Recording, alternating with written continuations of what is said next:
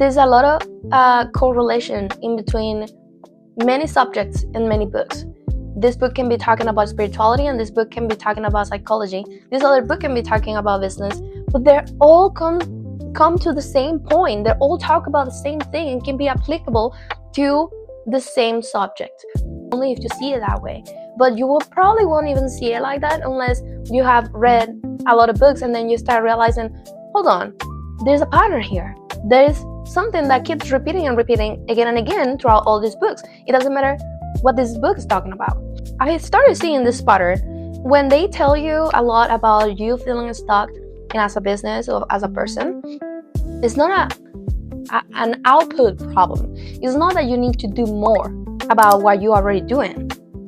The problem is the way you think, the way you approach about a problem. Different, right? And that's where strategy comes from. I know I've been talking a lot about strategy, having you and your business strategy, branding strategy, but it's like, call it personal development, call it business strategy. The thing is, I want to make clear that strategy is nothing but asking the right questions before you even act upon something. And this is why I'm so repetitive on encouraging people to come up first with your strategy, because otherwise you're just gonna be part of the noise. Something I notice about businesses when they're stagnant in an outcome is that they think that their solution is doing more. Even this productivity, or even people that they think they haven't achieved their goals, is because they're lazy or because they're not productive. They think there's a lack of input. Most of the time it's not. A lot of people is working really hard and not getting the result that they want. Same with the businesses. A lot of businesses are working really hard and not getting the results that they want. But the problem is how are you managing this output? Not putting into more calls, more sales, more marketing. What we need is more clarity in our goals, more clarity in our vision, a better system. I cannot tell you how many people in businesses get stuck because they don't know how to manage their time. They don't know how to create a system that it will allow them to not fail as often. You have to pay attention on how your business or how you as a person do things on a daily basis, and trying to figure out what is it that I do as a habit, and what are some things that I would love to incorporate as a habit.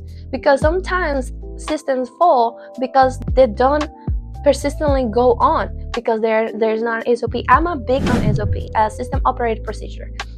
My own life is a big SOP. I have a very detailed schedule on how I want to do things. I do things before I go to work, then I go to work and I have more SOPs. I'm pretty much creating a system where we can automate. SOPs are everything. To be able to know, you as a CEO, the CEO of our business or a CEO of your life, need to understand where your time goes. Otherwise, you won't know what to do with the rest of the time, and then you realize that the time has been gone and you have done nothing with it. But if you don't track your time, you won't know where it goes. As the same as money. If you don't track your money, then you won't know where your money goes.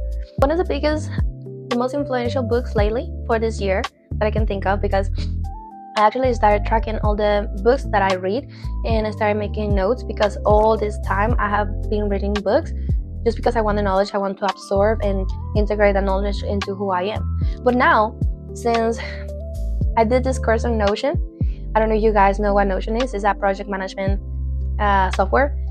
I freaking love it. I used to do everything monologue by hand, to where I track my time. I would make my schedule. I would create a quarterly plan, every 6-month plan, and a yearly plan. Yes, I am that instructor. And I learned to be this way because I wanted to get to somewhere at some point, right?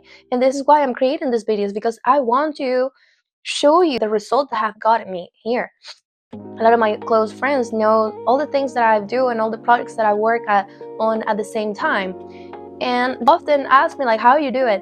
And it's creating system. And one of the biggest books that taught me on how to All my life, I have thought in system, but I didn't know until I read this book. It's called Thinking in Systems by Meadow somewhere. I need to be better at remembering author's name. But now that I'm keeping track of all the books that I'm reading, I started actually this year, so it's just recent that I started tracking the books I read. I want to actually go back to all the books that I've read throughout the years. It's a lot of work because I'm telling you, I read one book per month at least. Yeah, 20 years of reading books. So I try failing and failed on making a list of all the books I read, and honestly, I made this list 3 times, and all the list didn't even match at all. In this list, I listed these books, and this other list, I listed another book, not another cluster of books, and just repeating a few. And I'm like, oh my god, how am I supposed to know all the books I've ever read in my life? Anyways, that's not the point. The point is, I'm so sorry. See, this is why I have notes. Oh my gosh. The thing is, thinking in system, it made me realize that the question is like the best question that you can ask yourself when you realize that something is not going right, or the outcome that you want it to be is not coming the way that you want it. And the question is not what is it that it needs to be fixed in order for me to get to that outcome, but what's this thing is creating this problem in the first place. Because if it's a time problem, it's not because you lack of time. You have to actually go back and recheck where is the time leak in your schedule, which I have done. And I realized I can pack a lot of stuff in my life, and now I have to learn that, because when my schedule is open, it feels weird, and I need to pack stuff in there, and that keeps me busy because I still working towards the life that I want. I'm not there yet, so I don't get to rest. I need to change that mindset because I want a soft life. But because I'm not yet in the life that I envision, I'm very grateful for the life that I have now. But of course, I want to keep working towards the life that I envision. There's no time for rest, at least not for me. Listen, I've been trying to recover from the sickness for a whole week. Did I rest? No, there's no such a thing. I'm not encouraging you to think the same way. Please do not. If I can treat myself the way I treat others, I'll be so kind to myself. My goodness. But I'm very strict with myself because I know all the things that I'm capable of. The other book that kind of point out to a better understanding of where to unstuck yourself is being Sag by Marty Neumer. This man, I learned so much from this book. In this book, Marty points out the benefits of being different and how we all should encourage ourselves on being different. We have heard about this before, what's the difference and whatever. But just think about it. If my fingerprints are just as unique as they are, why wouldn't I be? And this is where I encourage everybody to be themselves, because then I know it can be scary, but it's such an encouraging way to do. There's another book. I do that a lot. I recite books a lot. By Ernest Holmes. If I remember the author of the name, is because that book was amazing. And it's called Creative Mind. And he talks about how I had to erase my whole phone in order for me to record this video. Anyways, I was talking about being different and how I encourage you to do that. It doesn't matter how weird you are, just as long as you don't harm anybody or in a psychological or physical way. I think you're amazing just the way you are. You might not be my type of tea. It doesn't matter. You shouldn't care about that, because the flowers don't care if you're allergic to them, okay? So, anyways, moving on. That book, Sag, is amazing for businesses, and how it talks about how being different in a business is so encouraging, okay? And again, we're talking about business, but this is very applicable to you as a person. Oh, the StoryBrand. I love this book. We're in a time nowadays that people don't buy what you do or what you offer, but they buy why you do it, and they buy your personality. And I don't know if my algorithm is same as yours, but you hear a lot about your personal brand, and how to improve your personal brand. Why is it so important right now? It's because people rather buy from people. Nowadays, the industrial era is gone. So they're gonna rather buy from a person that actually shows up honestly and truthfully. Still, the story brand talks about how you can share your story. And that's so important. And not only how you can share the story, but how you can share your story that makes sense for other people, that tells them why you offer it and how that can help them in a very storytelling, compelling way. Sell is human. I love this book. It totally reframed the way I saw sales. I had a training on sales. I used to be an insurance agent. Hated it. I hated it because it was like pretty much calling cold leads. I felt like I had it was a purposeless income. Honestly, I didn't feel like I was helping people at all. I was just trying to convince them. And that's the thing, because even a lot of these people already had insurance, and we would try to convince them why we are better for them. I don't really know if we were better for them. I just know how we work. How do I know what's best for them? I don't know what other insurance they had. Sometimes they wouldn't disclaim it, but it's kind of very pushy. Insurance sales is like, it's kind of pushy, and I hated it. I learned a lot. Man, I learned a lot about sales, but it kind of opened different way of see sales. But when I read To Sell is Human, oh man, it clicked absolutely everything for me, because in this book destroyed that sales, that view that I had about sales, that I was like more dealership, car dealership kind of feeling, and how to educate people on what you have to offer. Okay, and it's not about convincing, it's just about educating people right now, and educating people and understanding their needs. If they don't need your services, you don't need convincing them for them to buy from you. It's just like, it's not honest. It's not an honest transaction. If they trust you, if you educate them about the things that you have to offer, and they see that you honestly can help them somehow, that's a blessing for you. That's an honest sell. I'd rather be in that place. Company of One. I love this book. Company of One made me realize, even before I even started my own company, why people want growth in the company. Like, what's the whole goal? Especially nowadays where you can make money online and you can automate everything, right? You can automate marketing, you can automate customer relationships, you can automate all your offers. What does scale means to you? What does it mean in your life? This is a great book for people that wants to make it big in life, because it really asks you, like, really, what's the purpose of you trying to make it big in life, and what does that even mean? What kept happening when I finished every book, I started realizing these patterns in between all these books.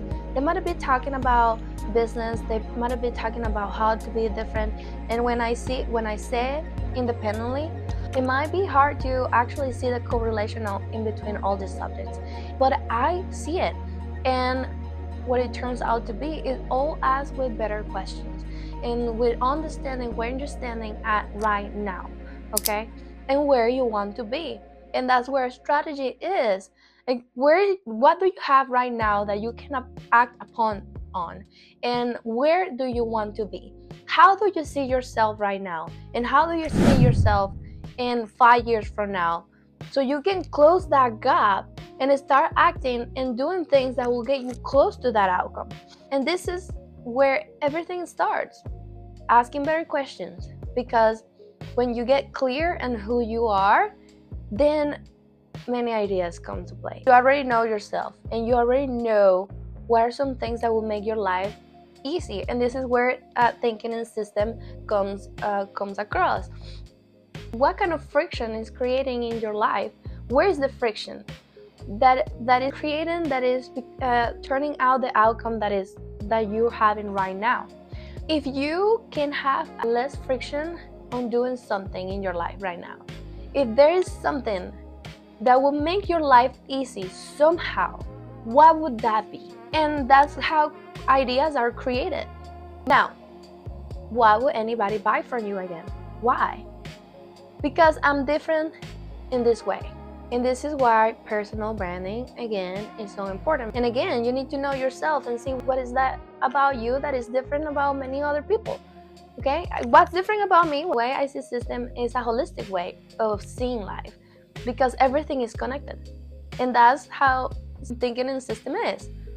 And not only thinking in system and knowing that everything is connected, but then look for where are the connections. I love that. When I started taking charge of my life, I realized that sometimes you don't need to do more, but you just need to organize the way that you think about the things that you do, to step back and realize where you are, and to define the problem that had gotten you in the life that you have right now. And here's the connection I made throughout all these books, that better thinking usually comes before better results. And not because thinking is better than doing, but because thinking before doing, it really defines what you're doing.